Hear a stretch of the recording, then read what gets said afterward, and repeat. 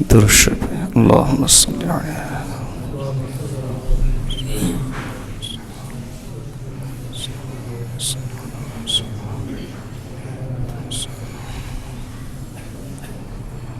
اللهم صل على سيدنا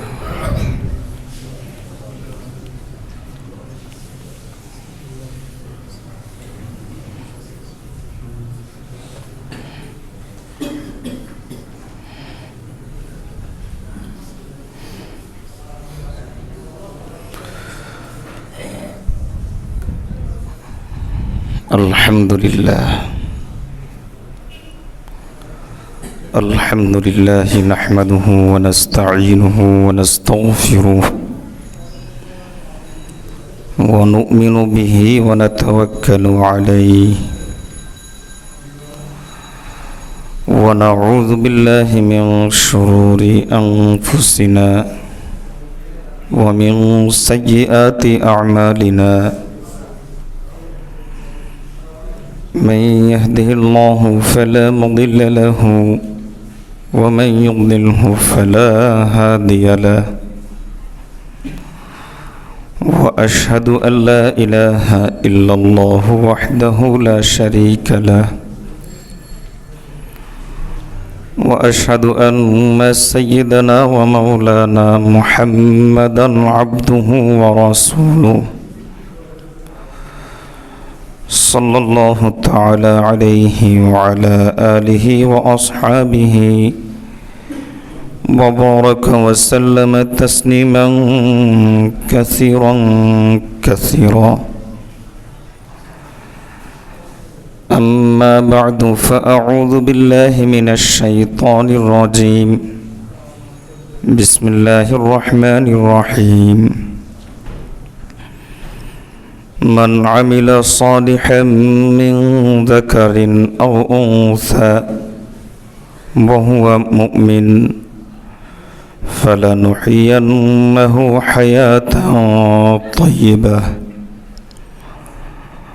بارك الله لنا ولكم في القرآن العظيم ونفعنا به. أستغفر الله لي ولكم ولسائر المسلمين إنه هو الغفور الرحيم. اللهم صل على سيدنا محمد وعلى آل سيدنا محمد وبارك وسلم. اللهم صل على سيدنا محمد وعلى آل سيدنا محمد وبارك وسلم. اللهم صل على سيدنا محمد وعلى آل سيدنا محمد وبارك وسلم.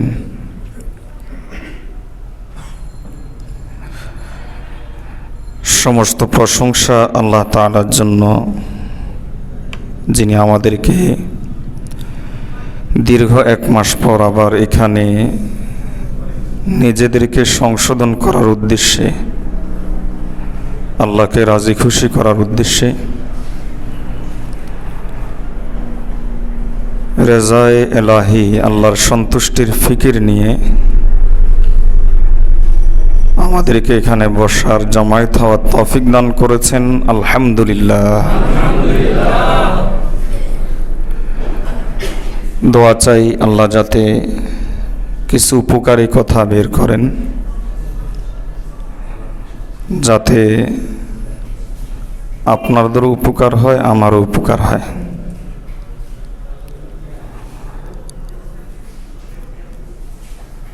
সময়টা এখন খুব খারাপ। একদিকে গুনার বাজার অত্যন্ত গরম, আরেকদিকে নেক আমলের দুর্ভিক্ষ চলছে। আমলের প্রতি মানুষের ইয়াকিন কমে যাচ্ছে।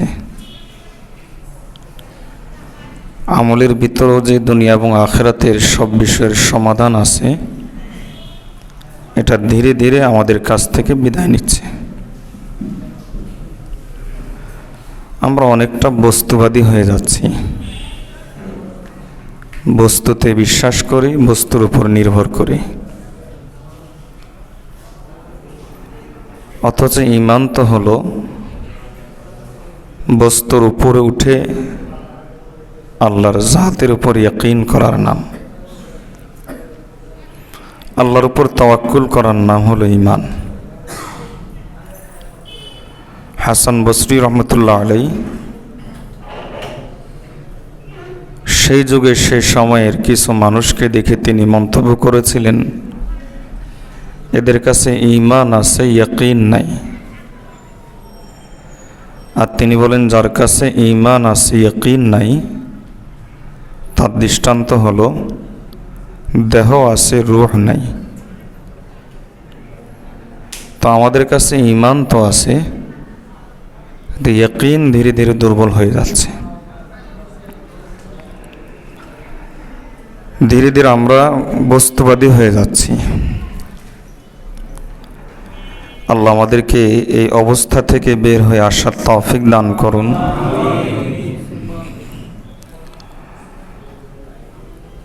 আমাদের বুজুর্গান দিন বলতেন, একজন মানুষ যদি তার জিন্দেগির মাকসাদ পেতে চায়, কারণ আল্লাহ আমাদেরকে তো বিনা প্রোগ্রামে সৃষ্টি করেন নাই, কেবলমাত্র আনন্দ বিনোদনের জন্য আল্লাহ আমাদেরকে সৃষ্টি করেননি। আফা হাসিবান নাসু আন ইয়াকুলু আমান্না ওয়া হুম লা ইফতানুন। আমরা মুমিন, আমরা এটাতে বিশ্বাস রাখি যে আল্লাহ আমাদেরকে দুনিয়াতে পাঠিয়েছেন পরীক্ষার জন্য। ফুজাইল ইবনে আয়াজ রহমতুল্লাহ আলাইহির ভাষায় প্রতিযোগিতার জন্য, কে কত বেশি নেক আমল করতে পারে। আর আমরা এখন প্রতিযোগিতার ধরনটা পাল্টে দিয়েছি, কে কত বেশি দুনিয়া কামাইতে পারে। কিয়ামতের দিনের একটা নাম হলো ইয়াউমুত তাগাবুন, ওয়া যালিকা ইয়াউমুত তাগাবুন, যে কিয়ামতের দিন হলো প্রতিযোগিতার দিন। কার কাছে কত নেক আমল আছে আল্লাহ দেখবেন, কে দুনিয়াতে কি পরিমাণ নেক আমলের প্রতিযোগিতা করেছে আল্লাহ এটা দেখবেন। এই জন্য এটা হলো তাগাবুনের দিন, প্রতিযোগিতার দিন। তো মুমিন হিসাবে আমরা এটা বিশ্বাস করি যে আল্লাহ আমাদেরকে পরীক্ষার জন্য পাঠিয়েছেন, কেবলমাত্র বিনোদনের জন্য, আনন্দের জন্য পাঠান নাই। আফা হাসিবতুম আন্নামা খালাকনাকুম আবাসা, তোমরা কি মনে করেছ যে তোমাদেরকে বেহুদা সৃষ্টি করা হয়েছে? তো তিনটা জিনিস যদি আমরা আমাদের জীবনে নিয়ে আসতে পারি, তাহলে জীবনের লক্ষ্য আমরা পেয়ে যাব ইনশাআল্লাহ। তিনটা জিনিস। জীবনের লক্ষ্য কি? জীবনের লক্ষ্য হলো আল্লাহকে সন্তুষ্ট করা, আল্লাহকে রাজি খুশি করা। আমরা এজন্য ঈমান আনার সময় পড়ি কি, আমানতু বিল্লাহি কামা হুয়া বি আসমাইহি ওয়া সিফাতিহি ওয়া কাবিলতু জামিআ আহকামিহি। যে আল্লাহ, আপনার সমস্ত আহকাম আমি মেনে নিয়েছি, আপনি যেমন আপনার উপর তেমন ঈমান এনেছি, আপনার সন্তুষ্টি আপনার কাছে চাই। আল্লাহর সন্তুষ্টি হলো জীবনের মূল মাকসাদ। এজন্য ফুজাইল ইবনে আয়াজ রহমতুল্লাহ আলাইহি বলেন, তিনটা জিনিস তোমার কাছে যদি চলে আসে, তাহলে তুমি তোমার জীবনের মাকসাদ পেয়ে গেছো। একটা হলো জিক্রে এলাহি, আর একটা হলো ফিক্রে এলাহি, আর একটা হলো রেজা এলাহি। একটা হলো আল্লাহর জিকির। আল্লাহর জিকির বলতে তিনি ব্যাখ্যা দেন যে আল্লাহর জিকিরের তিনটা সূরত, তিনটা পদ্ধতি। একটা পদ্ধতি হলো 24 ঘন্টা সব সময় আল্লাহর আজমত, আল্লাহর কুদরত, আল্লাহর বরত্ব, আল্লাহর মর্যাদা অন্তরে ধরে রাখা, এটা হলো সবচাইতে উত্তম জিকির। এটা যার জীবনে চলে আসে আল্লাহ তাআলা তাকে 2টা জান্নাত দান করবেন। ওয়া আম্মা মান খাফা মাকামা রাব্বিহি ওয়া নাহান নাফসা আনিল হাওয়া ফাইন্নাল জান্নাতা হিয়াল মাওয়া, জান্নাত তার ঠিকানা হয়ে যাবে। আর আরেকটা হলো জিক্রে ইলাহির আরেকটা নমুনা হলো আমাদের 24 ঘন্টার ভিতরে যখন যেখানে যে সময়ে যে কাজের নির্দেশ আল্লাহ দিয়েছেন ওই সময় ওই কাজ আল্লাহর জন্য করা, আর যখন যেখানে যে কাজ থেকে আল্লাহ নিষেধ করেছেন ওই সময় ওই কাজ থেকে বিরত থাকা, এটা হলো জিক্রে ইলাহির 2য় সূরত। আর 3য় সূরত হলো যে জবানে জিকির করা। এই 3টা সূরতই অনেক ফজিলতপূর্ণ। তো যার কাছে জিক্রে ইলাহি চলে আসে, জিকিরের এই 3টা সূরত চলে আসে, তার মধ্যে সবচেয়ে উত্তম সূরত হলো আল্লাহর আজমত অন্তরে রাখা, আল্লাহর বহত্ব অন্তরে রাখা। এজন্য আমরা সালেকিনদেরকে বলি তোমরা জিক্রে কলবি করো। মাশায়েখগণ বলেন যে তোমরা জিক্রে কলবি করো, ওকুফে কলবি করো। 24 ঘন্টা হাঁটতে চলতে ফিরতে সবসময় দিলে রাখো আল্লাহ আল্লাহ। এতে সবচাইতে বড় ফায়দা যেটা হয় সেটা হলো জালওয়াতের মধ্যে খালওয়াত নসিব হয়। জালওয়াতের মধ্যে খালওয়াত নসিব মানে থাকবেন সকলের সাথে বাহ্যিক দৃষ্টিতে, কিন্তু মূলত থাকবেন মাওলার সাথে।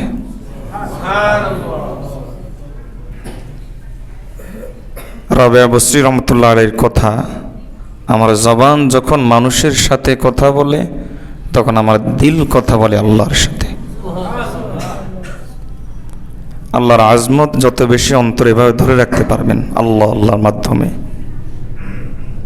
এটা একটা চেইন, এটা দিয়ে যতক্ষণ আল্লাহর এই আজমত ধরে রাখতে পারবেন অন্তরে, ততক্ষণ এই অন্তরের উপর আল্লাহর নূর আসতে থাকবে। আর আল্লাহর নূর তো এমন জিনিস, যে ব্যক্তির এটা নসিব হয়ে যায় আল্লাহ তাআলা তাকে কখনো গুমরাহ করেন না, সে কখনো পথভ্রষ্ট হয় না।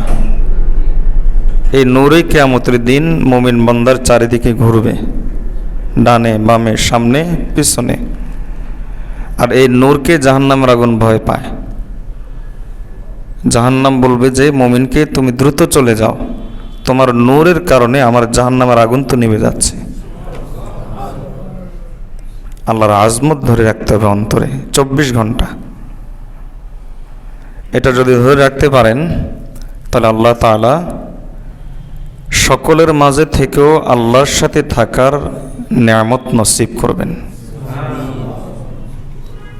আল্লাহর সাথে সময় কাটানোর নিয়ামত আল্লাহ দিয়ে দিবেন। খুব সহজ।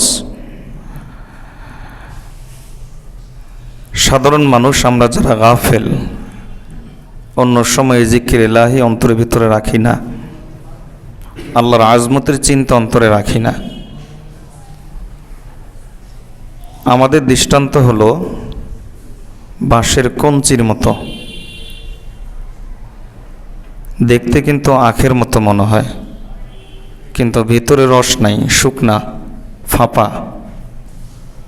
আর আখ যেটা আখিতে বলে নাকি গেন্ডারি, ওটা যেটা সেটা মুখে দিলেই মিষ্টতা বের হয়, যত চাবাইবেন তত মিষ্টি। তার যার কলব জিকির থেকে খালি, তা হলো সে হলো ফুলা ফাঁপা বাঁশের কঞ্চির মতো, কেবল আঘাত করতেই জানে মানুষকে, মাখলুকের হক নষ্ট করতেই জানে, আল্লাহর হক নষ্ট করতেই জানে। আর যার অন্তর জিকির দ্বারা পরিপূর্ণ, তার অন্তর, তার দৃষ্টান্ত হলো মিষ্টতায় রসে পরিপূর্ণ আখের মতো। তার জীবন থেকে কেবল মিষ্টতাই আর মিষ্টতাই বের হবে। আল্লাহর সাথে এভাবে যদি আমাদের সম্পর্কটা আমরা করে নিতে পারি, আল্লাহ তাআলা আমাদেরকে এমন এক জিন্দেগি দান করবেন, এমন এক জিন্দেগি দান করবেন যেই জিন্দেগির মধ্যে সংকট, টেনশন, পেরেশানি বলতে কিছু থাকবে না। এমন একটা জিন্দেগি আল্লাহ দিবেন। এটাকে বলে তাসকিন বলা হয়, ইতমিনান। অন্তর আল্লাহ প্রশান্ত করে দিবেন। অন্তর প্রশান্ত হওয়ার বিভিন্ন সূরত আছে। যেমন অন্তর প্রশান্ত হওয়ার একটা সূরত হলো নিজের গুনার কথা মনে ওঠা।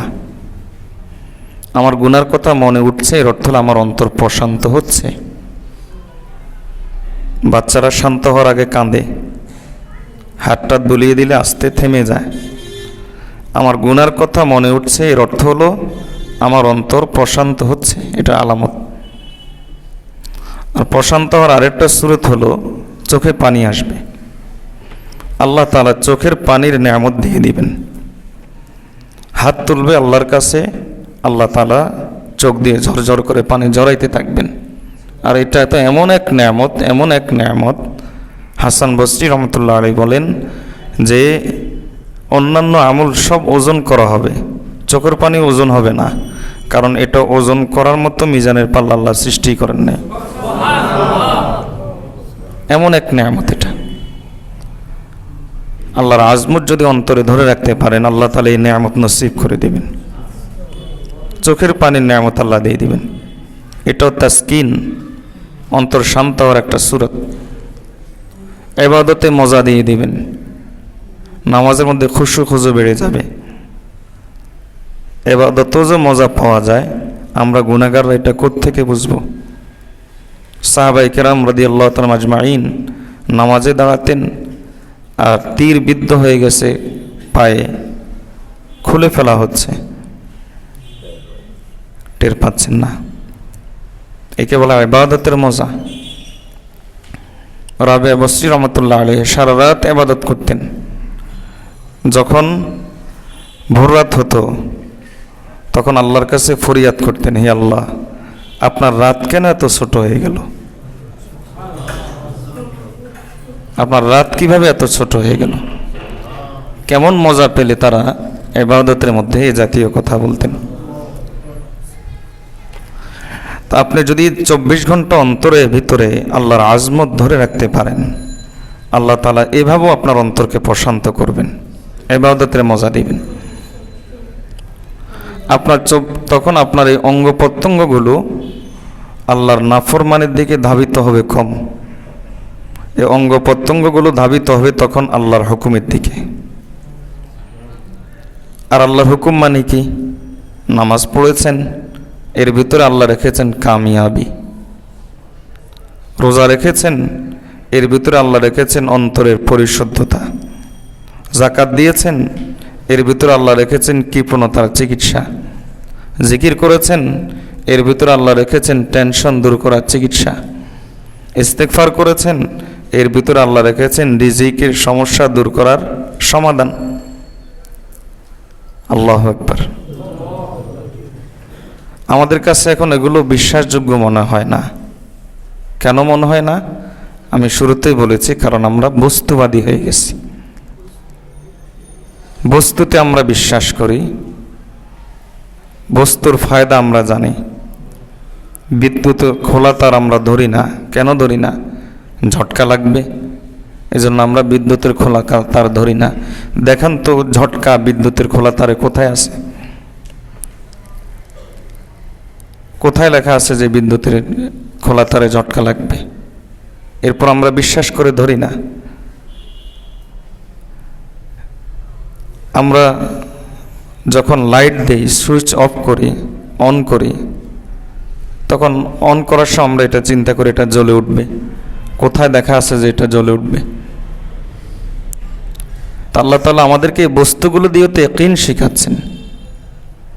আল্লাহ কত সুন্দর করে বলেছেন, কাদ আফলাহাল মুমিনুন আল্লাযীনা হুম ফি সালাতিহিম খাশিউন। বান্দা, তোমার কামিয়াবি নামাজের ভিতরে। ডাক দিচ্ছেন আল্লাহ, হাইয়া আলাল ফালাহ, হাইয়া আলাল ফালাহ, হাইয়া আলাল ফালাহ। কামিয়াবি এখানে, কামিয়াবি এখানে। আর আমি মনে করি কামিয়াবি গুনার ভিতরে, কামিয়াবি সুদের ভিতরে, কামিয়াবি নগ্নতার ভিতরে, কামিয়াবি আধুনিকতার ভিতরে। আর আল্লাহ বলেন কামিয়াবি এখানে। দেখা যায় না, এজন্য বিশ্বাস করি না। অথচ দেখা যায় না, আমরা কত কিছু বিশ্বাস করে নিচ্ছি আর কত কিছু থেকে দূরে থাকি। কই, দেখা তো যায় না, এরপরও তো বিদ্যুতের খোলা তার ধরি না। আল্লাহ ওয়াদা করেছেন যে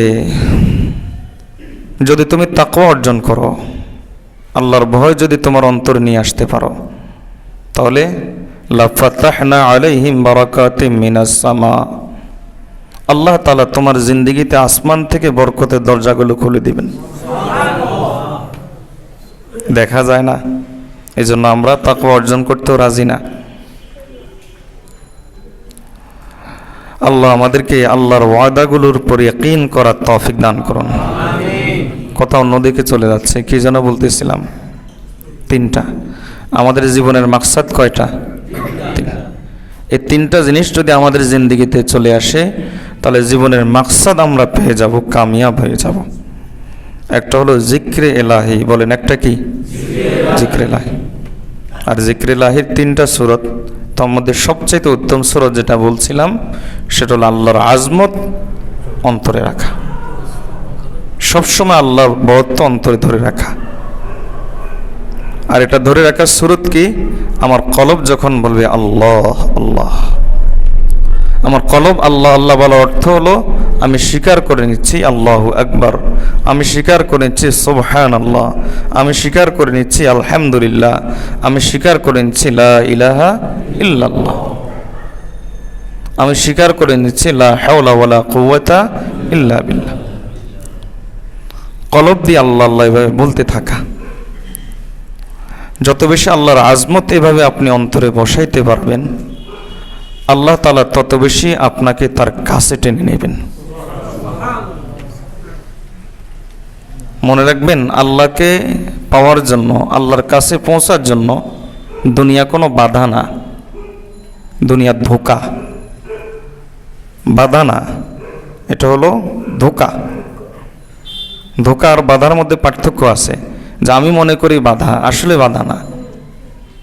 হযরত সুলাইমান আলাইহিস সালাম, আল্লাহ তাআলা তাকে দুনিয়া দেন নাই, ক্ষমতা দেন নাই, টাকা পয়সা দেন নাই, সবই আল্লাহ তাআলা তাকে দিয়েছেন। কিন্তু আল্লাহ তাআলা তাকে কামিয়াব করেছেন কিসের ভিত্তিতে? বাদশাহীর ভিত্তিতে না, আল্লাহ এটা বলেন নাই। আল্লাহ তাকে কামিয়াব করেছেন ক্ষমতার ভিত্তিতে, টাকা পয়সার ভিত্তিতে, আল্লাহ তাআলা এটা বলেন নাই।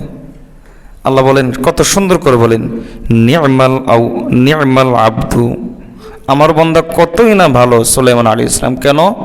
ইন্নাহু আওয়াব, কারণ সে সম্পর্ক রেখেছে, দিল আমার সাথে সে দিয়ে রেখেছে। সে দুনিয়ার বাদশাহী করেছে ঠিক, সিংহাসন অবশ্য তার দিল ছিল কার সাথে? আমার সাথে। টাকা পয়সার ভিতরও সে তার দিল ছিল আল্লাহর সাথে।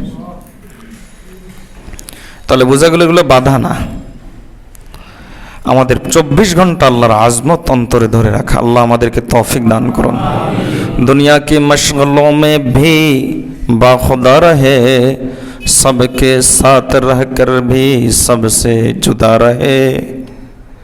সর্ব অবস্থায় আল্লাহর সাথে থাকতে হবে।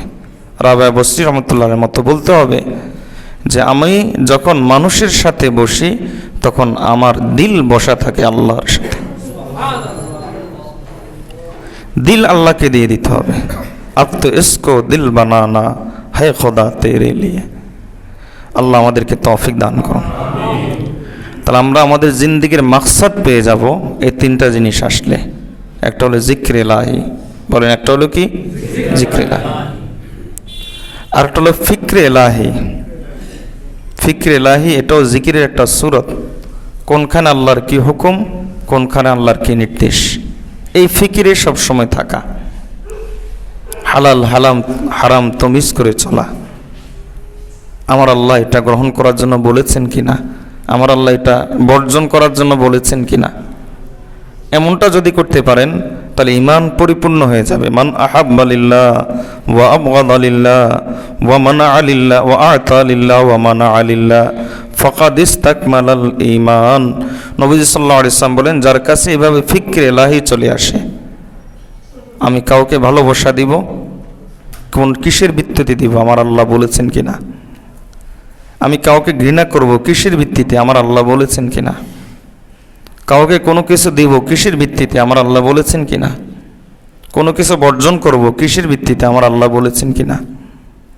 এভাবে যদি আমি আমার ইচ্ছাকে আল্লাহর ইচ্ছার ভিতরে বিলীন করে দিতে পারি, আমার কামনাকে যদি আল্লাহর কামনার ভিতরে যদি বিলীন করে দিতে পারি, আমার মহব্বতকে যদি আল্লাহর মহব্বতের ভিতরে যদি বিলীন করে দিতে পারি, তাহলে আল্লাহ তাআলা আমার জন্য রেখেছেন এমন এক জিন্দিগি।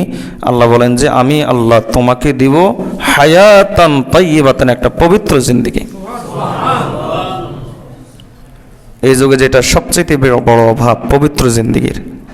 চিন্তা করে দেখেন তো, আমাদের মস্তিষ্ক পবিত্র? 24 ঘন্টা যেখানে যৌনতার চিন্তা থাকে সেটা কিভাবে পবিত্র হয়? আমাদের চোখ কি পবিত্র? 24 ঘন্টা যেখানে যৌনতা খুঁজে বেড়ায় সে চোখ কিভাবে পবিত্র হবে? আমাদের কান কি পবিত্র? আমাদের জবান কি পবিত্র? আচ্ছা, আমাদের চোখ জবান এগুলো বাদ দেন, মোবাইলে যে আমরা টাচ করি, আমাদের প্রতিটা টাচ কি পবিত্র? কম্পিউটারে যে ক্লিক মারি, প্রতিটা ক্লিক কি আমাদের পবিত্র? তাহলে এর অর্থ হলো একটা অপবিত্র জিন্দিগি আমরা যাপন করছি, যে জিন্দিগির ভিতরে কুফর এবং শিরিকের নাপাকি, কবিরা গুনার নাপাকি যেখানে পড়ে আছে। আর আমি যদি আমার ইচ্ছাকে, আমার কামনাকে আল্লাহর কামনার সামনে, আল্লাহর ইচ্ছার সামনে বিলীন করে দিতে পারি, আল্লাহ যেখানে মহব্বত করার জন্য বলেছেন কেবল সেখানেই মহব্বত করব। আল্লাহ যেখানে বিদ্বেষ রাখার জন্য বলেছেন কেবল সেখানেই বিদ্বেষ রাখব। আল্লাহ যেখানে দেওয়ার জন্য বলেছেন সেখানে দিব, আল্লাহ যেখানে না দেওয়ার জন্য বলেছেন সেখানে বিরত থাকব। এভাবে যদি আমি চলতে পারি, তাসাউফের পরিভাষা এটাকে বলা হয় রেজা বিল কাজা, এটা আল্লাহর ফয়সালার উপর সন্তুষ্ট থাকা। এটাকে বলা হয় ফানা ফিল্লাহ, আল্লাহর ইচ্ছার ভিতরে নিজেকে ফানা করে দেওয়া, নিজেকে বিলীন করে দেওয়া। এভাবে যদি আমি চলতে পারি, ফানা ফিল্লাহ কি তাহমে বাকা কা রাজ মুজমর হ্যায়, জেসে জিনা নেহি আতা ওসে মরনা নেহি আতা। যে জীবনটাকে এভাবে চালাইতে পারে না সে ঠিকমতো মরতেও পারবে না, কুকুর হয়ে মরবে, শুকুর হয়ে মরবে, হায়ান জানোয়ারের মতো মরবে। আর যদি সে এভাবে যদি তার জিন্দিগিটাকে চালাইতে পারে, তাহলে সে এমন এক মরা মরবে। আল্লাহ তাআলা বলেন আখিরাতে যদি সে চলে আসে, আমি আল্লাহ তার প্রতিটা আমলের যাজা দিব যা করেছে এর চাইতে বহুগুণ বাড়িয়ে। বিআহসানা মা কানু ইয়ামালুন, এর চাইতে সুন্দর করে আল্লাহ আমাদের প্রতিটা জিনিসের যাজা দিয়ে দেবেন। এই জন্য ফিকরে ইলাহি, প্রতিটা কাজের ক্ষেত্রে কি নিয়ে আসবো আমরা? ফিকরে ইলাহি। আল্লাহ আমাদেরকে ফিকরে ইলাহি অন্তরে নিয়ে আসার তৌফিক দান করুন। আর হলো রেজায়ে ইলাহি।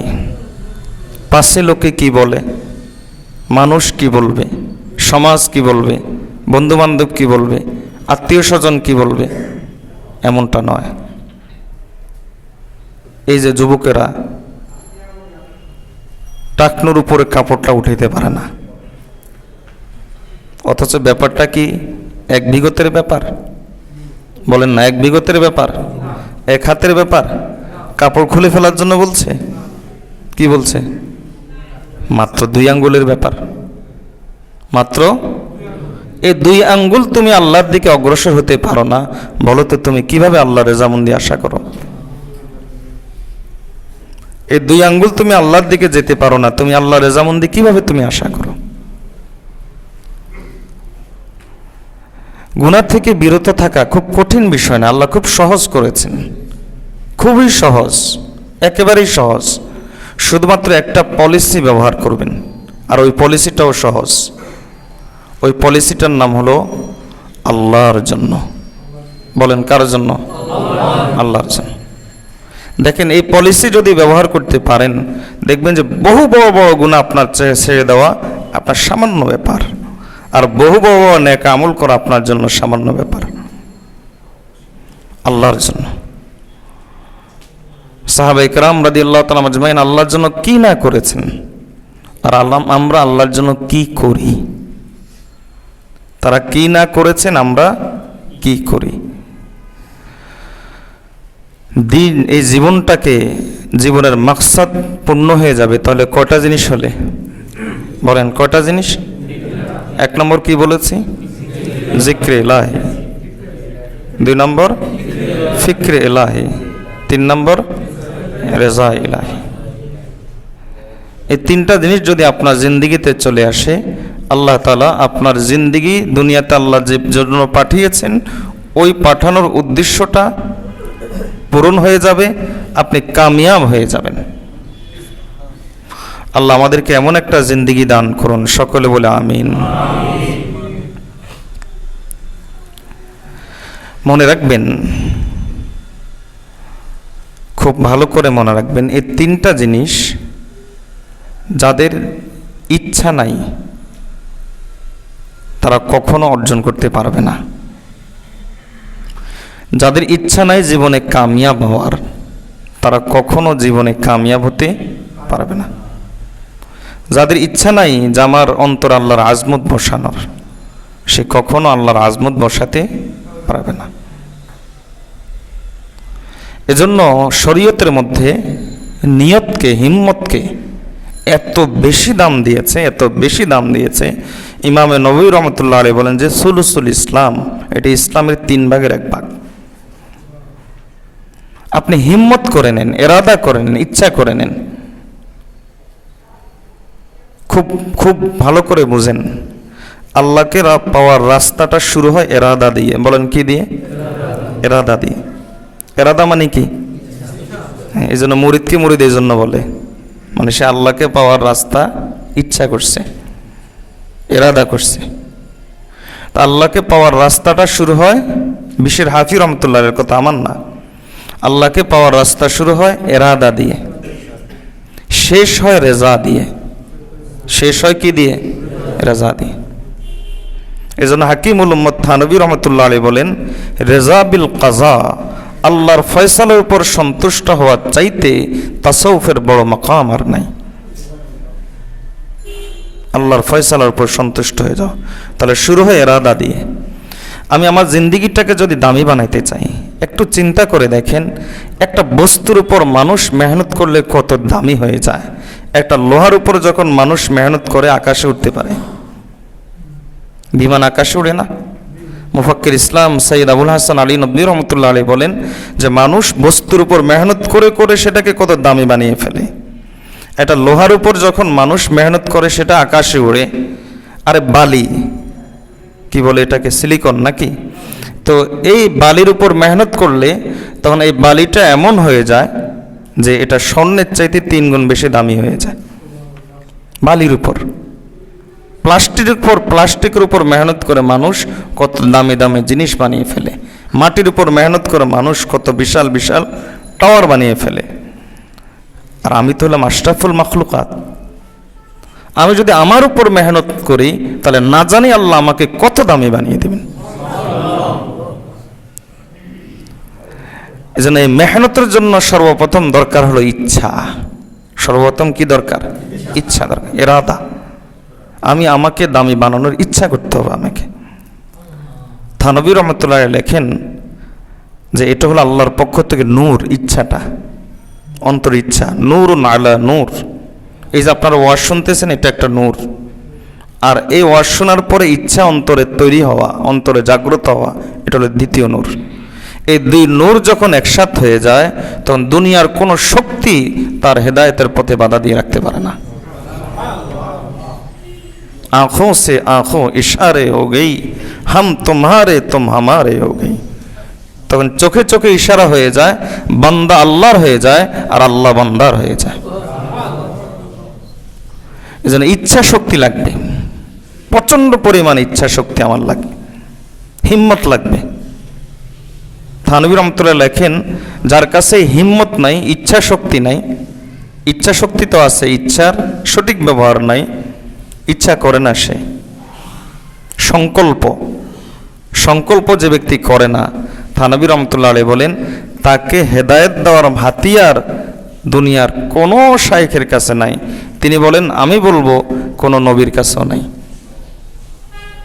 কারণ যদি তাই হতো তাহলে আল্লাহ রাসূল সাল্লাল্লাহু আলাইহি ওয়াসাল্লাম আবু জাহেলকে হেদায়েত দিয়ে দিতে পারতেন। যদি তাই হতো, ওয়াজে যদি কাজ হতো, তাহলে রাসূলুল্লাহ সাল্লাল্লাহু আলাইহি ওয়াসাল্লাম আবু তালেবকে হেদায়েত দিয়ে দিতে পারতেন। অন্তর থেকে আপনার ফিল করা লাগবে। অনেকে বলে হুজুর গুনাহ ছাড়ি না, তখন আমরা অনেক সময় ব্যবস্থাপত্র দেই যে এই ব্যবস্থাপত্র গ্রহণ করলে তখন এই গুনাহটা ছাড়া সহজ হবে। ওই ব্যবস্থাপত্র গ্রহণ করে আবার বলে হুজুর ছাড়তে পারি না, 2 দিন 3 দিন পর 5 দিন পর আবার হয়ে গেছে।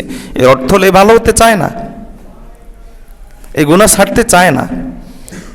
আর যে গুনাহ ছাড়তে চায় না, দুনিয়ার কোনো শক্তি তাকে গুনাহ ছাড়াইতে পারবে না, কোনো শক্তিই পারবে না। কোনো মজলিস, কোনো শায়েখ তার এই চিকিৎসা নিতে পারবে না। এই জন্য থানভী রহমতুল্লাহ বলেন যে সব রোগের চিকিৎসা আছে, অহংকারের চিকিৎসা আছে, হিংসার চিকিৎসা আছে, সব রোগের চিকিৎসা আছে, কিন্তু একটা রোগের চিকিৎসা নাই, সেটা হলো অলসতা, উদাসীনতা। আমি ভালো হব না, আমি গুনাহ ছাড়ব না, এই সংকল্প যার জিন্দেগিতে চলে আসছে তাকে ভালো করার কোনো শক্তি নেই। আল্লাহ আমাদেরকে ইচ্ছা শক্তিকে কাজে লাগানোর তৌফিক দান করুন। ইচ্ছা শক্তিকে কাজে লাগাবো তো ইনশাআল্লাহ, হিম্মত করবেন।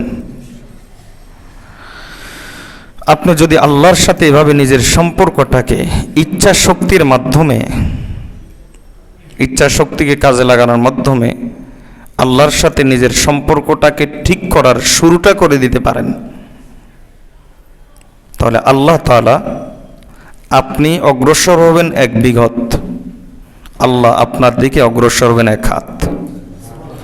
আপনি অগ্রসর হবেন 1 হাত, আল্লাহ অগ্রসর হবেন 1 গজ। আপনি আসবেন আল্লাহর দিকে হেঁটে হেঁটে, আল্লাহ বলেন আতাইতু ইলাইকা হারওয়ালাতান, আমি আল্লাহর রহমত, আমি আল্লাহর হেদায়েত, আমি আল্লাহর মাগফিরাত তোমার দিকে যাবে দৌড়ে দৌড়ে। ইচ্ছা শক্তিকে কাজে লাগাইতে হবে। মানুষ ইচ্ছা শক্তিকে কাজে লাগিয়ে এভারেস্ট জয় করে ফেলতে পারে, তাহলে ইচ্ছা শক্তিকে কাজে লাগালে মানুষ কি না করতে পারবে। খলিফা হারুনুর রশিদের দরবারে এক লোক আসছে, এসে বলে যে হযরত আমি একটা চমৎকার খেলা জানি। বলে কি খেলা?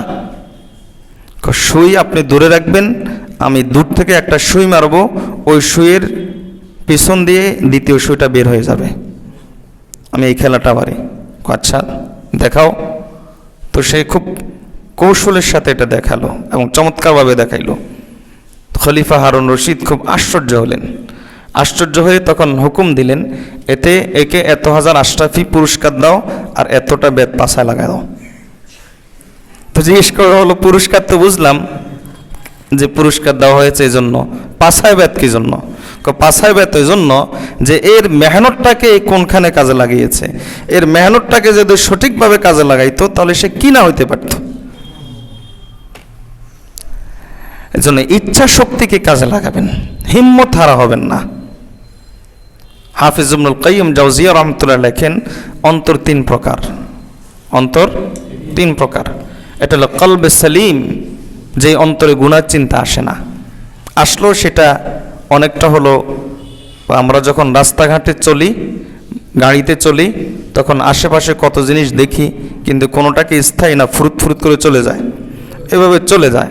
হাদিসের ভাষায় বলা হয়েছে এটাকে ওয়াসওয়াসা। নবী সাল্লাল্লাহু আলাইহি ওয়াসাল্লাম আল্লাহর কাছে শুকর আদায় করেছেন, আলহামদুলিল্লাহিল্লাযী রাদ্দা কাইদাশ শাইতানি আলাল ওয়াসওয়াসাতি। আল্লাহর জন্য সমস্ত প্রশংসা, এই ওয়াসওয়াসা কোনো খারাপ কিছু ঘটাইতে পারে না। অন্তরে কেবল পিরপির করে, একটু আনাগোনা করে, এরপরে সে চলে যায়। এটা হলো কলবে সালিম। গুনাহ চিন্তা তারও আসে কিন্তু এটা স্থায়ী না। এটা হলো কচু পাতার পানির মতো, যেমন সেখানে পড়লে আর ওটা স্থায়ী হয় না, চলে যায়। আমাদের গুনাহগুলো তো কচু পাতার পানির মতো না, আমাদের গুনাহগুলো সুপার গ্লুর মতো। আটকে গেলে আর এটা ছাড়াতে পারি না। তো হাফিজ ইবনুল কাইয়িম আল জাওজিয়া রাহমাতুল্লাহ আলাইহি লেখেন যে একটা অন্তর হলো কলবে সালিম। এই কলবে সালিম দ্বারা কেবলই নেক কাজের ইচ্ছা তার অন্তর থেকে তৈরি হয়। নেক কাজের ইচ্ছা তৈরি হওয়ার একটা মার্কাজ, একটা কারখানা এটা হয়ে যায়, যে তখন সে ডানে তাকালে, বামে তাকালে, সামনে তাকালে, পিছনে তাকালে সবখানে তার নেক কাজের চিন্তা তার দেখা যায়। এজন্য তিনি বলেন, তুমি যখন তাকে দেখবা, কখনো তুমি তাকে দেখবা মুজাহিদের কাতারে, যখন তুমি তাকে দেখবা কখনো তাকে দেখবা তুমি তাকে মুবাল্লিগের কাতারে, যখন তুমি তাকে দেখবা কখনো তাকে দেখবা তুমি জাকিরিনদের কাতারে, যখন তুমি তাকে দেখবা কখনো তুমি তাকে দেখবা যে রুনাজারি করনেওয়ালা, কান্নাকাটি করনেওয়ালাদের কাতারে। কারণ তার ডানে নূর, বামে নূর, সামনে নূর, পিছনে নূর, অন্ধকার দেখার তার কোনো সুযোগই নেই। এটা কলবে সালিম। এরপর আরেক প্রকার অন্তর হলো, তিনি বলেন যে এটা হলো কলবে মাইয়িত। এই অন্তর মরে গেছে। এর কাছ থেকে নেক কাজের আশাই করা যায় না। 24টা ঘন্টা পরিচালিত হবে গুনার ভিতর দিয়ে, কেবলই গুনাহ, সমস্ত প্ল্যান প্রোগ্রাম সবকিছু তার গুনাহ। সব গুনাহকে কেন্দ্র করে তার চিন্তা শক্তিটা পরিচালিত হবে, তার অন্তরটা পরিচালিত হবে। এটা হলো কলবে মাইয়িত।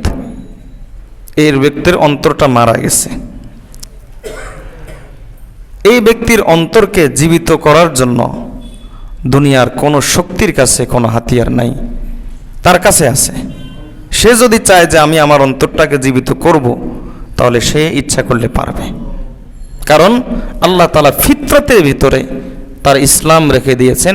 ফিতরতের ভিতরে মৃত অন্তরকেও জাগানোর মতো একটা শক্তি আল্লাহ দিয়ে দিয়েছেন। এটা সে ইচ্ছা করলে পারবে। আর আরেক প্রকার অন্তর হলো কলবে মারিজ। কলবে মারিজ এর অর্থ হলো, তিনি বলেন এটা ঠিক মাঝখানে থাকে, এমন এক দেওয়ালের উপর সে থাকে যে দেওয়ালের এদিকে গেলে তখন জান্নাত আর আল্লাহর নিয়ামত, আর এদিকে গেলে তখন জাহান্নাম আর আল্লাহর গজব, এদিকে গেলে আল্লাহর রহমত আর এদিকে আল্লাহর গজব। তো কখনো সে এদিকে পড়ে যায়, কখনো সে এদিকে পড়ে যায়, কখনো সে এদিকে পড়ে যায়, কখনো সে এদিকে পড়ে যায়। এভাবে দেখতে দেখতে যখন তার পর সংখ্যা বামের দিকে বেশি হয়, আগুনের দিকে বেশি হয়, তখন সে জাহান্নামীদের অন্তর্ভুক্ত হয়ে যায়। আর পর সংখ্যা তার যদি ডানের দিকে বেশি হয়, জান্নাতের দিকে বেশি হয়, তাহলে আল্লাহ তাআলা ওইগুলাকে সবগুলাকে পরিবর্তন করে করে ঘষে মেজে পাক সাফ করে আল্লাহ তাআলা সেগুলোকেও জান্নাতের বাগান বানায় দেন।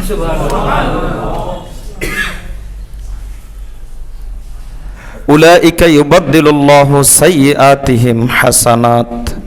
আল্লাহ তাআলা তার গুনাহগুলোকে হাসানাত দ্বারা পরিবর্তন করে দেন। তাহলে বোঝা গেল, তিনি বলেন যে এখান থেকে বোঝা যায় যে কলবে মরিজ যার অন্তর অসুস্থ, তার চিকিৎসার দরকার। তার কি দরকার? তিনি বলেন যে এই চিকিৎসা করতে গেলে কষ্ট হবে, এই চিকিৎসা নিতে গেলে কষ্ট হবে। এটা দৃষ্টান্ত উনি দেন নাই। আর এটা এরকম, অনেকটা এরকম যে এটা দৃষ্টান্ত হলে এরকম, যখন সন্ত্রাসী ছুরি চালায়, কেন চালায়? আদর করে, মায়া করে? কেন? শাস্তি দেওয়ার জন্য, কষ্ট দেওয়ার জন্য। আর যখন ডাক্তার ছুরি চালায়, তখন কেন চালায়? আদর করে চালায়, মায়া করে চালায়, যত্ন করে চালায়, চিকিৎসার জন্য চালায়। তো কলবে মরিজ যখন সে চিকিৎসা নিতে থাকবে, চিকিৎসা নিতে থাকলে তার জিন্দেগি তো এরকম কষ্ট আসবে। এর অর্থ এই নয় যে যার অন্তর মরে গেছে তার জিন্দেগিতে কষ্ট নাই। তার জিন্দেগিতেও কষ্ট আছে, তার জিন্দেগিতেও পেরেশানি আছে, এই লোকের জিন্দেগিতেও পেরেশানি আছে। কিন্তু চিকিৎসারত থাকলে এই লোকের জিন্দেগি থেকেও ব্লাড বের হবে, এই লোকের জিন্দেগি থেকেও কষ্ট বের হবে, তবে ডাক্তারের অপারেশনের ব্লাড। আর যে ব্যক্তির অন্তর মরে গেছে তার জিন্দেগিতেও কষ্ট আসবে, ব্লাড বের হবে, তবে সেটা ডাক্তারের অপারেশনের ব্লাড নয়, সেটা হলো বরং সন্ত্রাসীর আঘাত করা ছুরির ব্লাড। এরকম তার অন্তরটা এরকম হয়ে যাবে। কলবে মরিজ যেটা, এটা চিকিৎসা দরকার। আর এই চিকিৎসার একবারে প্রাথমিক চিকিৎসা, ফার্স্ট এইড, প্রাথমিক চিকিৎসা হলো এরাদা। প্রাথমিক চিকিৎসা কি বলেন? এরাদা। আমার ইচ্ছা করতে হবে, আমাকে ভালো হতে হবে, এই হিম্মতটা আমাকে করতে হবে। শেখুল ইসলাম মুফতি তকিউর উসমানী দামত বরাকাতুহু ভাষায় চুস্তি কা ইলাজ সুস্তি কা ইলাজ চুস্তি, সুস্তি কা ইলাজ চুস্তি। এটা একমাত্র চিকিৎসা হলো আমাকে ঘুরে দাঁড়াইতে হবে, আমাকেই ফিকির করতে হবে। আল্লাহ আমাদেরকে এরাদা করার তৌফিক দান করুন। তো যে ব্যক্তি এভাবে নিজের এরাদার মাধ্যমে আল্লাহর সাথে সম্পর্ক ঠিক করে নেওয়ার প্রথম পদক্ষেপটা শুরু করবে, তাহলে হাদিসের মধ্যে এসেছে রাসূলুল্লাহ সাল্লাল্লাহু আলাইহি ওয়াসাল্লাম বলেন, আসলাহাল্লাহু আলা নিয়াতাহু, আসলাহাল্লাহু আলা নিয়াতাহু, আল্লাহ তাআলা তার বাহ্যিক জীবনের বাকি কাজগুলোকে সুন্দর করে দিবেন। আল্লাহ আমাদেরকে এই ইচ্ছা শক্তিটাকে কাজে লাগানোর তৌফিক দান করুন। পারবেন তো ইনশাআল্লাহ? পারবেন তো ইনশাআল্লাহ? আর দ্বিতীয় কাজ, আমি যদি আমাকে দামি বানাতে চাই, আমি যদি আমার উপর মেহনত করতে চাই, তাহলে প্রথম কাজ হলো ইচ্ছা শক্তি, ইচ্ছা শক্তিটাকে কাজে লাগানো। দ্বিতীয় কাজ হলো ইচ্ছা শক্তিকে আপনি সুন্দর থেকে সুন্দরতর করতে পারবেন একটা হাতিয়ার দিয়ে। ওই হাতিয়ারের নাম হলো তওবা। বলেন কি? আপনার ইচ্ছা শক্তিকে আপনি সুন্দর থেকে সুন্দরতর করতে পারবেন একটা হাতিয়ার দিয়ে, ওই হাতিয়ারের নাম হলো তওবা। আপনার ইচ্ছা শক্তির সাথে তওবার যত ঘষা থাকবে, তওবার যত মাজুনি থাকবে, আল্লাহ তাআলা আপনার ইচ্ছা শক্তিকে তত বেশি সুন্দর করে দিবেন। এজন্য হাদিসের মধ্যে এসেছে, কোনো বান্দা একটা আমল করলে, নামাজের কথাই বলেন, যখন সে নামাজ পড়ে কেউ পায় 100 ভাগের 10 ভাগ তার সওয়াব, আর কেউ পায় 20 ভাগ, কেউ পায় 30 ভাগ, কেউ পায় 40 ভাগ। এই ব্যবধানটা কেন? এই ব্যবধানটা হলো এজন্য যে সে তার ইচ্ছা শক্তিটাকে তওবা দিয়ে ঘষা মাজা করছে, আর তওবা দিয়ে আপনি যত বেশি ঘষা মাজা করবেন, আল্লাহ তাআলা তত বেশি আপনাকে ইখলাসের দৌলত নসিব করবেন। ইখলাসের দৌলত আপনার জিন্দেগিতে চলে আসবে। এজন্য ইখলাস বেশি আসে তওবার মাধ্যমে। বলেন, ইখলাস বেশি আসে কিসের মাধ্যমে? তওবার মাধ্যমে। ইখলাস আসার আরও রাস্তা আছে, কিন্তু একটা হলো তওবা। আল্লাহ তাআলা আপনার জিন্দেগিটাকে তখন করবেনটা কি জানেন? মুফতি শফি রহমতুল্লাহ আলাইহি চমৎকার করে বলেন, তিনি বলেন যে আগুনের কাজ হলো পোড়ানো, আগুনের কাজ হলো পোড়ানো, জ্বালানো, ধ্বংস করা। কিন্তু এই আগুন ছাড়া আবার কোনো কিছু হয় না। আগুন ছাড়া কোনো কিছু হয় না। বিল্ডিং আগুন লাগবে, ভাত রান্না আগুন লাগবে, ইন্ডাস্ট্রি আগুন লাগবে। আগুন ছাড়া কি হয় বলেন? সবই আগুন লাগে, সব ক্ষেত্রে আগুন লাগে, মানুষের অত্যন্ত প্রয়োজনীয় একটা বস্তু। তো গুনাহ হলো আগুনের মতো, এর কাজ হলো আমার নেক আমলকে ধ্বংস করা। কিন্তু এই গুনাহ ছাড়াও বান্দা আল্লাহর প্রিয় হইতে পারে না। আজীব কথা না? এই গুনাহ ছাড়া আল্লাহর কি হতে পারে না? প্রিয় হতে পারে না। কেমনে? হাদিসের মধ্যে এসেছে, রাসূলুল্লাহ সাল্লাল্লাহু আলাইহি ওয়াসাল্লাম বলেন, আল্লাহ তাআলা বলেন, বান্দা তোমরা যদি গুনাহ না করো, আমি আরেকটা জাতি তৈরি করব যারা গুনাহ করবে। তো গুনাহ করবে এতটুকুতে সীমাবদ্ধ না। এরপরে এই আগুনটা গুনাহ, এই গুনাহটাকে আপনি কিভাবে উপকারী বানাবেন? যারা গুনাহ করবে তওবা করবে। এর অর্থ হলো তওবা করলে আপনার এই গুনার জায়গাতে আল্লাহ তাআলা নেক দিয়ে পরিপূর্ণ করে দিবেন। ইবলিসকে যখন আল্লাহ তাআলা সৃষ্টি করেছেন, তখন ইবলিস আল্লাহর কাছে কসম করেছিল, বলেছিল, ও আল্লাহ, ওয়া ইজ্জাতিকা, আপনার ইজ্জতের কসম, আমি আপনার বান্দাকে গোমরাহ করব যতক্ষণ পর্যন্ত তার দেহের ভিতরে রূহ থাকবে।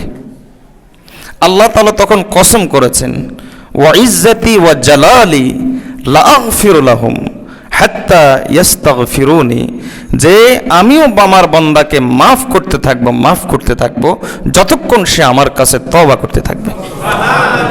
দেখি তুমি কত গুনাহ করাইতে পারো, আর আমি দেখবো আমি কত মাফ করতে পারি। এজন্য রাসূলুল্লাহ সাল্লাল্লাহু আলাইহি ওয়াসাল্লাম আল্লাহর একটা প্রশংসা করেছেন।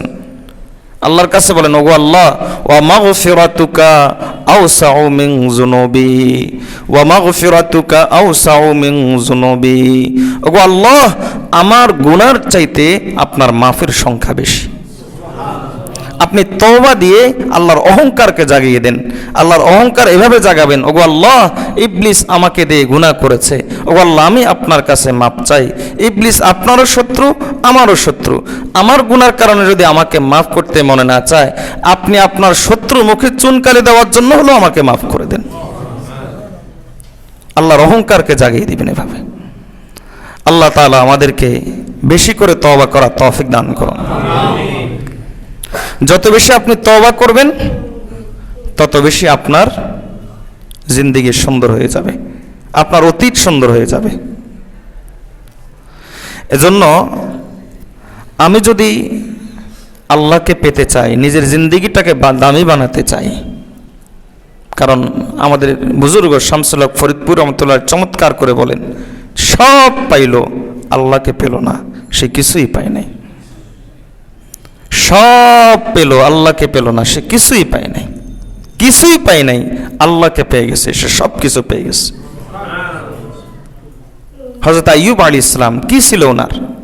দুনিয়ার বাহ্যিক দৃষ্টিতে কিছুই ছিল না, ফকির, গরিব, মিসকিন, অসুস্থ। এমন অবস্থাও তিনি আল্লাহর দিকে নিজের মনটাকে ঝুঁকিয়ে রেখেছেন। বাহ্যিক দৃষ্টিতে তিনি কিছুই পান নাই, কিন্তু একজনকে পেয়ে গেছেন। তিনি কে? আল্লাহ তাআলা খুব নাজের সাথে বলেন, ইন্না ওয়াজাদনাহু সাবিরা, আমি আমার বান্দা আইয়ুবকে পেয়েছি আমার ব্যাপারে অত্যন্ত ধৈর্যশীল। আমার থেকে তার দিলটাকে কেউ ফিরাইতে পারে নাই। আইয়ুব আলাইহিস সালাম চমৎকার করে বলেন যে, জিজ্ঞেস করা হয়েছিল যে আপনার কোন সময়টা সবচাইতে বেশি প্রিয়, তখন তিনি উত্তর দিচ্ছেন, আমার ওই সময়টা সবচাইতে বেশি প্রিয় যখন আমি অসুস্থ ছিলাম। কারণটা কি?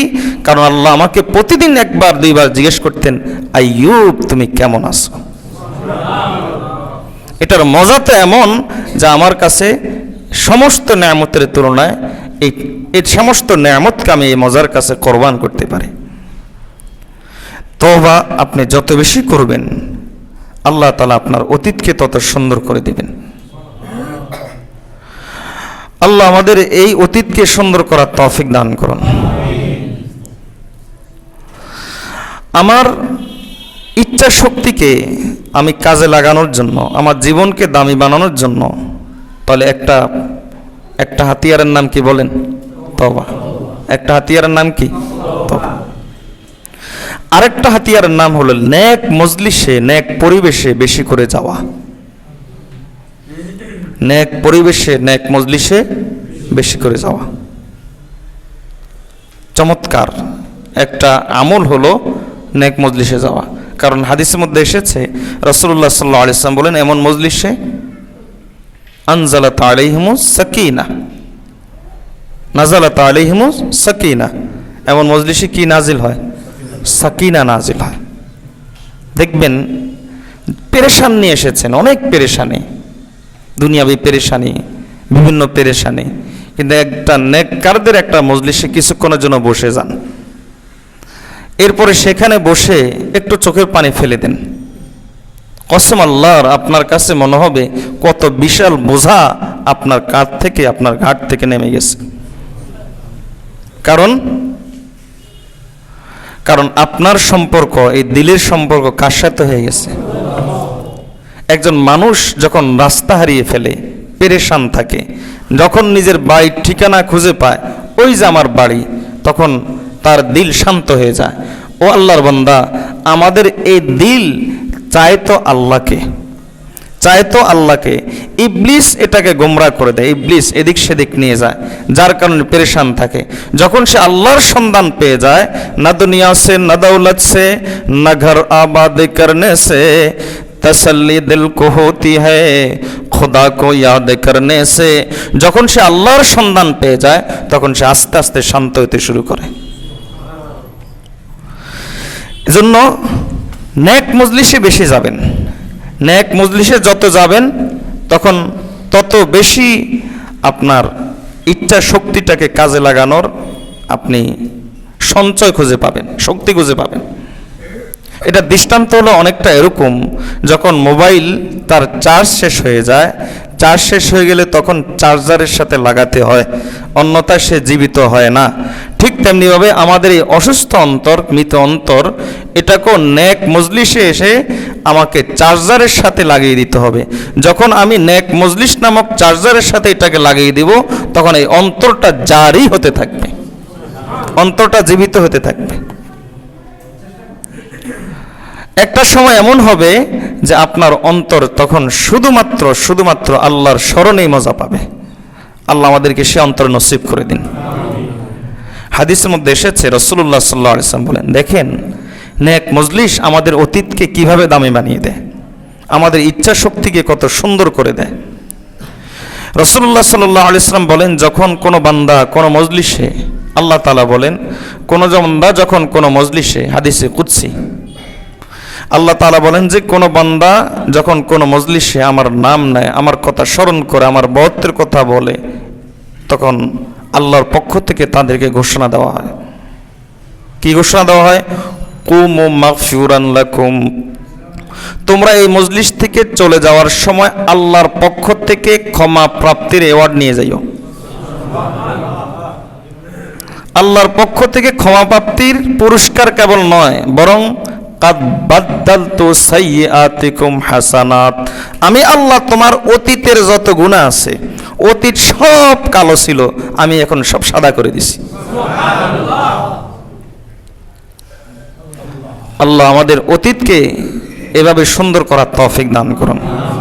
পারবেন তো ইনশাআল্লাহ? ইচ্ছা শক্তিকে আপনি সুন্দর করতে হলে, আমার জিন্দেগির মাকসাদ যদি আমি খুঁজে পেতে চাই, তাহলে কয়টা কাজ বললাম? দুইটা। একটা হলো তওবা, একটা কি? তওবা। আমার ইচ্ছা শক্তিকে যদি আমি সুন্দর করতে চাই, এটা হলো তওবা, আর একটা হলো নেক মজলিস, আর একটা কি? নেক মজলিস। আর 3 নম্বর হলো নিজের ব্যাপারে ফিকিরমন্দ হবেন, নিজের ব্যাপারে ফিকিরমন্দ হবেন, আর অন্যের ব্যাপারে সুধারণা রাখবেন। নিজের ব্যাপারে বদধারণা রাখবেন, অন্যের ব্যাপারে সুধারণা রাখবেন। আমরা করি উল্টা, আমরা করি নিজের ব্যাপারে সুধারণা, আমার চাইতে ভালো আমি আর কাউকে দেখি না, আমি বহু ভালো মানুষ। এই হলো আমাদের অবস্থা। আমাদের অবস্থা হলো এরকম যে চালনি বলে সুইকে, তোর পিছনে এত ছিদ্র কেন? না, মনে রাখবেন হাসান বসরি রহমতুল্লাহ আলাইহি একটা কঠিন কথা বলেছেন। তিনি বলেন যে তুমি আল্লাহর গজবের ভিতর আসো কিনা সহজে বুঝবা, একেবারেই সহজ। সহজ হলো তুমি তোমার ব্যাপারে যদি সুধারণা রাখো আর অন্যের ব্যাপারে যদি বদধারণা রাখো, তাহলে ধরে নাও তুমি আল্লাহর গজবের ভিতর আসো। এবং তিনি বলেন যে আল্লাহ তাআলা ওই ব্যক্তিকে আল্লাহ তাআলা ওই ব্যক্তির যে ব্যক্তিকে না, তিনি বলেন যে যে ব্যক্তির চোখকে নিজের দোষ দেখার জন্য আল্লাহ তাআলা খুলে দেন, আল্লাহ তাআলা তার জন্য হেদায়েতের রাস্তাগুলো খুলে দেন। এজন্য 3 নম্বর কাজ হলো আপনাদের কি করতে হবে? নিজের ব্যাপারে বদধারণা, আর অন্যের ব্যাপারে। আমরা যে আস্তাগফিরুল্লাহ পড়ি, আমি ভালো মানুষ এজন্য আল্লাহ আপনার কাছে সব গুনাহ থেকে মাপ চাই, নাকি? আমাদের ইস্তেগফারের ভিতরেই শিক্ষা আছে যে নিজের ব্যাপারে কি ধারণা রাখো? বদধারণা রাখো। সাইয়্যিদুল ইস্তেগফারের মধ্যে আছে ওয়া আবুউ লাকা বিজামবি, ওগো আল্লাহ আমি আমার কাছে আমার নিজের সব গুনার কথা স্বীকার করে নিচ্ছি। হাদিসের মধ্যে এসেছে রাসূলুল্লাহ সাল্লাল্লাহু আলাইহি ওয়াসাল্লাম বলেন, মান ক্বালা আস্তাগফিরুল্লাহাল্লাযী লা ইলাহা ইল্লা হুয়াল হাইয়ুল কাইয়্যুম ওয়া আতুবু ইলাইহি গুফিরা লাহু ওয়া ইন কানা ফাররা মিনাজ যাহাফ। নবী সাল্লাল্লাহু আলাইহি ওয়াসাল্লাম বলেন, যে ব্যক্তি আস্তাগফিরুল্লাহাল্লাযী লা ইলাহা ইল্লা হুয়াল হাইয়ুল কাইয়্যুম ওয়া আতুবু ইলাইহি পড়বে, অন্য বর্ণনাতে এসেছে সালাসান, 3 বার পড়বে, তাহলে আল্লাহ তাআলা তার পিছনের গুনাহ মাফ করে দিবেন, যদিও সে যুদ্ধের ময়দান থেকে পালিয়ে আসে। তাহলে এই ইস্তেগফারের ভিতরেই আছে আস্তাগফিরুল্লাহ, ও আল্লাহ আপনার কাছে মাফ চাই। অর্থ কি? অর্থ হলো আমার জিন্দেগিটা গুনাহে ভরা, আপনার কাছে মাফ চাই। আরে আম্বিয়া কেরাম তো গুনাহ না করেও আল্লাহর কাছে মাফ চাইতেন, আর আমরা গুনাহ করেও আল্লাহর কাছে মাফ চাই না। রাসূলুল্লাহ সাল্লাল্লাহু আলাইহি ওয়াসাল্লাম তিনি বলতেন যে মাঝে মাঝে আমার অন্তরটা মেঘাচ্ছন্ন হয়ে যায়, অন্তরটা মাঝে মাঝে মেঘাচ্ছন্ন হয়ে যায়, এজন্য আমি আল্লাহর কাছে প্রতিদিন 70 বার ইস্তেগফার করি। আর আমরা বলি যে আমি খুব ভালো মানুষ, আর নবীজির চাইতে পাক আর সাফকে, আর তিনি পর্যন্ত বলছেন মাঝে মাঝে আমার অন্তরটা মেঘাচ্ছন্ন হয়ে যায়, যার জিন্দেগিতে কোনো গুনাহ নাই। আর আমাদের পুরা জিন্দেগিটা ডুবে আছে গুনার ভিতরে, আর আমি মনে করি আমার চাইতে ভালো আর কেউ নেই। এজন্য 3 নম্বর কাজ হলো নিজের ব্যাপারে বদধারণা আর অন্যের ব্যাপারে সুধারণা। অন্যের ব্যাপারে যদি সুধারণা করতে না পারেন, তাহলে আল্লাহর ওয়াস্তে অন্তত বদধারণা করবেন না। অন্যের যদি প্রশংসা করতে না পারেন, বদনাম করবেন না। অন্যের প্রশংসা তার সামনে না, আবার এটা হাদিসে নিষেধ আছে, অন্যের প্রশংসা করতে হয় তার পিছনে। মুমিনের জন্য যদি দোয়া করতে না পারেন, অন্তত বদদোয়া করবেন না। আল্লাহ আমাদেরকে তৌফিক দান করুন। তার নিজের ব্যাপারে কি রাখবো? বদধারণা রাখবো, আর অন্যের ব্যাপারে সুধারণা রাখবো। এই কথা মনে করব যে আমার চাইতে জগতের মধ্যে বড় গুনাহগার আর কেউ নাই। যে প্রসিদ্ধ ঘটনা, হযরতে জান্নুন মাসরি রহমতুল্লাহ আলাই, তিনি ওই এলাকায় বৃষ্টি হচ্ছিল না। শাইখুল ইসলাম তকি উসমানী দামত বরকাতুম ঘটনা এনেছেন, ওই এলাকায় কি হচ্ছিল না? বৃষ্টি হচ্ছিল না। এজন্য তিনি এলাকা ছেড়ে চলে যাচ্ছেন। তো জিজ্ঞেস করা হলো, আপনি এলাকা ছেড়ে কেন চলে যাচ্ছেন? আমার কারণে বৃষ্টি হচ্ছে না, আমার গুনার কারণে বৃষ্টি হচ্ছে না। কিন্তু যখন তিনি এলাকা ছেড়ে চলে গেলেন, বৃষ্টি শুরু হলো। মানুষ তো মনে করেছে বড় গুনাহগার ভেঙে গেছে, এজন্য বৃষ্টি শুরু হয়েছে। না আল্লাহর বান্দা, এই জন্য বৃষ্টি হয় নাই। বৃষ্টি হয়েছে আল্লাহর এই বান্দা নিজেকে আল্লাহর কাছে অপরাধী হিসাবে পেশ করেছে, নিজের ব্যাপারে বদধারণা রেখেছে, এজন্য আল্লাহ তাআলা এর উসিলায় বৃষ্টি দিয়ে দিয়েছেন। হাদিসের মধ্যে এসেছে, রাসূলুল্লাহ সাল্লাল্লাহু আলাইহি সাল্লাম বলেন, বনি ইসরাইলের এক যুবক, ওই সময় কোনো ব্যক্তি যদি নাফরমান হতো, কোনো বড় গুনাহ করত, তখন তার দরজার সামনে ফেরেশতারা লিখে দিত যে ব্যক্তি আল্লাহর নাফরমান। যদি তার নাফরমানিটা বেড়ে যেত, তো একবার বৃষ্টি হচ্ছিল না, তখন ওই যুগের নবী বলল যে অমুকের কারণে বৃষ্টি হচ্ছে না, কাজেই তোমরা তাকে শহর থেকে বের করে দাও।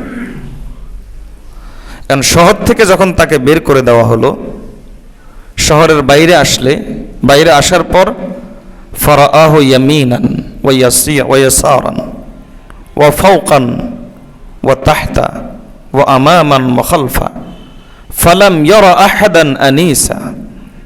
ডানে বামে পিছনে সামনে সব দিকে তাকাইলো, দেখলো যে আমাকে সাহায্য করার মতো এখন আর কেউ নেই। তখন সে নিজের সমস্ত অপরাধকে স্বীকার করে নিয়ে আল্লাহর দিকে তাকালো, আল্লাহর কাছে নিজের সমস্ত অপরাধ স্বীকার করে নিয়েছে। আল্লাহর হুকুমে তার ইন্তেকাল হয়েছে। হাদিসটা যদিও একটু দুর্বল, কিন্তু আমাদের শিক্ষণীয় অনেক বিষয় আছে। আল্লাহর কাছে সে নিজের দোষ স্বীকার করে নিয়েছে। আল্লাহ তাআলা তখন ওই যুগের নবীর কাছে ওহী পাঠিয়েছেন, আমার অমুক বান্দার জানাজাটা পড়ে আসো, সবাইকে নিয়ে পড়ে আসো। গিয়ে দেখে যে ওই লোক, যেই লোককে এলাকা থেকে বের করা হয়েছে, জিজ্ঞেস করা হলো, আল্লাহ আপনি তো বলেছেন যে এই হলো সবচাইতে বড় গুনাহগার, পাপিষ্ঠ, এখন 1 মিনিটে কেমনে এভাবে এত দামি হয়ে গেল? তখন আল্লাহ বললেন যে কারণ বান্দা আমার কাছে তার দোষ স্বীকার করে নিয়ে আমার কাছে তওবা করে নিয়েছে। আল্লাহ আমাদেরকে এই আমলটাও করার তৌফিক। অনেক বড় আমল, কিন্তু অনেক বড় আমল। নিজের ব্যাপারে বদধারণা, অন্যের ব্যাপারে সুধারণা হাজার হাজার তাহাজ্জুদের চাইতে উত্তম আমল। হাজার হাজার তাহাজ্জুদকে পিছনে ফেলে দেবে এই আমলটা। আল্লাহ আমাদেরকে তৌফিক দান করুন, সকলে বলেন আমিন। 4 নম্বর কাজ, আমাদের জীবনটাকে যদি আমরা দামি বানাতে চাই, আমাদের জীবনের মাকসাদ যদি আমরা পেতে চাই, 4 নম্বর কাজ হলো সেলাই রেহমি, আত্মীয়র হক নষ্ট করবেন না। মানুষ অনেক সময় আল্লাহর অনেক প্রিয় হয়ে যায়, কিন্তু আত্মীয়র হক নষ্ট করার কারণে, বান্দার হক নষ্ট করার কারণে মানুষ বান্দার হক নষ্ট করে অপরিচিত লোক না। আর যাকে চিনি না তার হক আমি কি নষ্ট করব? যাকে মানুষ চিনে তার হকই তো নষ্ট করে। তো আত্মীয় স্বজনের হক মানুষ বেশি নষ্ট করে। আত্মীয় স্বজনের হক নষ্ট করার কারণে এই যে এত সুন্দর জীবনটাকে সে গঠন করার ফলে এই শুধু একটা বদ আমলের কারণে সব তার নষ্ট হয়ে যায়। এজন্য আত্মীয়তার হক রক্ষা করবেন, বিশেষ করে মা বাবার হক। মা বাবাকে কখনো বোঝা মনে করবেন না, মা বাবাকে রহমত মনে করবেন। মা বাবা যদি আপনার সমস্ত কিছু নিয়ে যায়, সব কিছু যদি আপনার দিয়ে দিতে হয়, যদি সামর্থ্য থাকে দিয়ে দেবেন। যতক্ষণ পর্যন্ত আপনার সংসার চলে ততক্ষণ পর্যন্ত তাদের খেদমত করতে থাকবেন, কোনো অবস্থাতেই দিবেন। মা বাবাকে ছোট মনে করবেন। যদি মা বাবা জীবিত থাকে তাহলে নিজের কাছে রাখার চেষ্টা করবেন। কেন?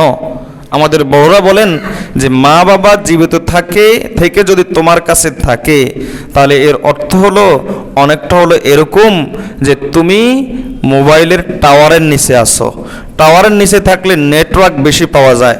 মা বাবা তোমার ঘরে থাকলে তোমার দোয়া আল্লাহ বেশি কবুল করবেন।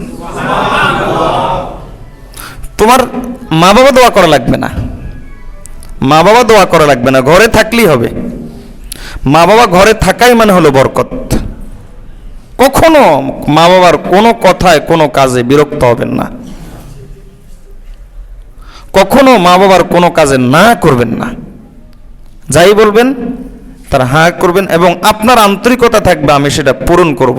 আমি আপনাকে এই নিশ্চয়তা দিচ্ছি আল্লাহর কসম করে, আপনার যদি মা বাবার সন্তুষ্টির উদ্দেশ্যে, আল্লাহর সন্তুষ্টির উদ্দেশ্যে আপনার সামর্থ্য না থাকলেও আপনি মা বাবার আবদার পূরণ করার সদিচ্ছা রাখেন, আল্লাহ সাহায্য করবেন, আল্লাহ অবশ্যই আপনার সে সদিচ্ছা পূরণ করে দেবেন। এটা আপনার বরকত না, এটা হলো মা বাবার সন্তুষ্টির ভিতরে আল্লাহ আরেকটা সন্তুষ্টি লুকিয়ে রেখেছেন, সেটা হলো আল্লাহর সন্তুষ্টি। এজন্য মা বাবার, বিশেষ করে মা বাবার হক নষ্ট করবেন না, আল্লাহ তৌফিক দান করুন। স্ত্রীর হক নষ্ট করবেন না। অনেক সময় এই ব্যাপারটা একটু কঠিন হয় যে মা বাবার হক পূরণ করব না স্ত্রীর হক পূরণ করব। একটা বিশাল, আমাদের প্রোগ্রাম কিন্তু 10:30 পর্যন্ত, দিয়ে একজন ঘড়ির দিকে তাকাচ্ছে। তো স্ত্রীর হক নষ্ট করবেন না। কিসের হক নষ্ট করবেন না? স্ত্রীর হক নষ্ট করবেন না। রাসূলুল্লাহ সাল্লাল্লাহু আলাইহি ওয়াসাল্লাম বলেছেন, তোমরা স্ত্রীকে সম্মান দাও, ওয়াস্তাউসাউ বিন নিসাই খায়রা, তাদের সাথে তোমরা উত্তম আচরণ করো। স্ত্রী তোমাদের বাঁধি না। নবী সাল্লাল্লাহু আলাইহি ওয়াসাল্লাম বলেন যে তোমাদের মধ্যে সেই উত্তম, সেই ভালো মানুষ যে তার স্ত্রীর কাছে ভালো। নবী সাল্লাল্লাহু আলাইহি ওয়াসাল্লাম অপর হাদিসে বলেছেন যে স্ত্রীর অনুগত, আমরা বলি যে স্ত্রীর মুরিদ হয়ে গেছে, আর স্ত্রীর মুরিদ হওয়া ভালো জিনিস। নবী সাল্লাল্লাহু আলাইহি ওয়াসাল্লাম প্রশংসা করেছেন যে স্ত্রীর কাছে মুরিদ হয়ে যায়, মানে যে স্ত্রীর অনুগত, স্ত্রীর সাথে নরম ব্যবহার করে, নবী সাল্লাল্লাহু আলাইহি ওয়াসাল্লাম বলেন সে তোমাদের মধ্যে ভালো মানুষ। হ্যাঁ, একটা কৌশল অবলম্বন করবেন। যদি এরকম কোনো পরিস্থিতিতে পড়েন যে আপনার স্ত্রী আর আপনার মা বাবা টক্কর লেগে গেছে, হইতে পারে, তখন একটা কৌশল অবলম্বন করবেন। কি কৌশল? মায়ের কথাও শুনবেন, বুঝাইবেন আমি আপনার পক্ষে আছি। স্ত্রীর কথাও শুনবেন, বুঝাইবেন আমি তোমার পক্ষে আছি। কথা বুঝাইতে পারি নাই? এটা মুনাফিকি না, এটা মুনাফিকি না, সিয়াসত। যে নিজের সংসারকে সুন্দর চালাইতে পারে সে দেশকে আরো সুন্দর চালাইতে পারবে। আপনি যদি আপনার সংসারকে এভাবে ম্যানেজ করতে পারেন, সবাইকে সন্তুষ্ট রাখে, বউর কাছেও ভালো, মা বাবার কাছেও ভালো, তাহলে আপনি হলেন আসল সংসারী, আপনি হলেন আসল পুরুষ। আর যদি বউর কাছে ভালো হতে গিয়ে মা বাবার কাছে খারাপ হন, তাহলে সন্তান নাফরমান সন্তান। আর যদি মা বাবার কাছে ভালো হতে গিয়ে বউর কাছে যদি খারাপ হন, তাহলে নবীজির ভাষায় নিকৃষ্ট পুরুষ। আপনি ভালো পুরুষ তখন থাকবেন যখন আপনি দুজনের কাছে কি থাকবেন? ভালো থাকবেন। এজন্য শুনবেন বেশি, বলবেন কম। আর আরেকটা জিনিস খুব গভীরভাবে খেয়াল রাখবেন, কোনো অবস্থাতেই স্ত্রীকে কোনো অবস্থাতেই, বিশেষত আপনার মা বাবার সামনে, আপনার বোনের সামনে অথবা অন্য কারোর সামনে শাসন করবেন না। খবরদার, কোনো অবস্থাতে এটা করবেন না। কেন? কারণ সে আপনার এই শাসনটা মওতের আগ পর্যন্ত ভুলবে না। কেবল ভুলবে না যে তা নয়, বরং বুড়ো হয়ে গেলে ছেলে মেয়েকে বলবে, তোর বাবা কিন্তু এরকম করছিল আমার লগে, তোর বাবা কিন্তু আমার সাথে ভালো আচরণ করে নাই, আমাকে দেখতে পারে না, এখন না ভালো হয়েছে, আগে সংসার বুঝে নাই, এখন না সংসার বুঝছে। এই জন্য কোনো অবস্থাতেই স্ত্রীকে অন্যের সামনে শাসন করবেন না। মনে রাখবেন, স্ত্রী যেমন আপনার জান মাল সব কিছুর নিরাপত্তা আপনার কাছে, সেখানে ইজ্জতের নিরাপত্তাও আছে, সম্মানের নিরাপত্তাও কিন্তু আছে। আপনার স্ত্রীকে অন্যের সামনে কোনো অবস্থাতেই অসম্মানিত করবেন না। এতে হবে কি? এতে হবে মানুষ তো, নফস তো, তখন অন্যরা আপনার স্ত্রীর উপর জুলুম করার সুযোগ পেয়ে যাবে। আর এই জুলুম করার সুযোগ যখন অন্যদের কাছে চলে আসবে, তখন সবচাইতে খারাপ যেটা হবে সেটা হলো আপনার সন্তানের কাছে তার মায়ের গুরুত্ব কমে যাবে, আপনার সন্তানের কাছে তার মায়ের সম্মান কমে যাবে। তখন সন্তান তখন মাকে, ছোট মানুষ তো বুঝবে না, বড় কথা বলার সময় তখন চিন্তা করবে না, মায়ের কথা শুনবে না, পুরো পারিবারিক কাঠামো ভেঙে যাবে। এজন্য কোনো অবস্থাতেই স্ত্রীকে অপরের সামনে শাসন করবেন না। আল্লাহ আমাদেরকে তৌফিক দান করুন। স্ত্রীর যদি অধিক নাফরমানি পান, বেশি নাফরমানি যদি পান, সবর করবেন। আর যদি স্ত্রীর ভালো কোনো গুণ পান, প্রশংসা করবেন। অন্যের প্রশংসা করা নিষেধ, আর স্ত্রী প্রশংসা করার জন্য হাদিসে বলা আছে, আপনি স্ত্রী প্রশংসা করবেন। পাক যদি একটু ভালো করে, তাহলে বলবেন যে তুমি হলা শ্রেষ্ঠ রাঁধুনি, এরকম পাক তো আমি আর খাই নেই। আর তুমি কোনোভাবে একটা না দিলেই পাক সুন্দর হয়ে যায়। আচ্ছা বলেন তো, এই কথাগুলো বলতে কি কোনো পয়সা খরচ হয়?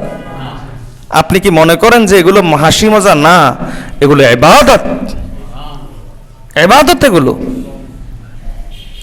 মুফতি শফি রহমতুল্লাহ আলাই বলেন যে ডক্টর আব্দুল আরিফি রহমতুল্লাহ আলাই, তিনি একবার এক বাসায় বাড়িতে গেছেন, তখন খানা পেয়ে তরকারি খুব প্রশংসা করছেন, খুব মজা হয়েছে।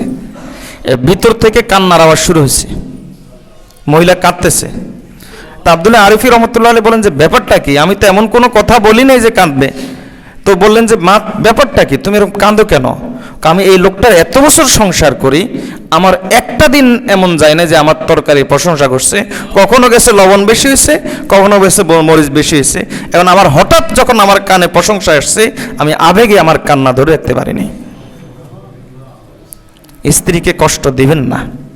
স্ত্রী আপনার বাচ্চার মা, এটা আপনাকে মনে রাখতে হবে। স্ত্রী আপনার সন্তানের মা, এটা আপনাকে মনে রাখতে হবে। স্ত্রীর সাথে ভালো থাকলে নবীজির ভাষায় আপনি ভালো মানুষ, আর স্ত্রীর কাছে যদি খারাপ থাকেন, নবীজির ভাষায় আপনি খারাপ মানুষ।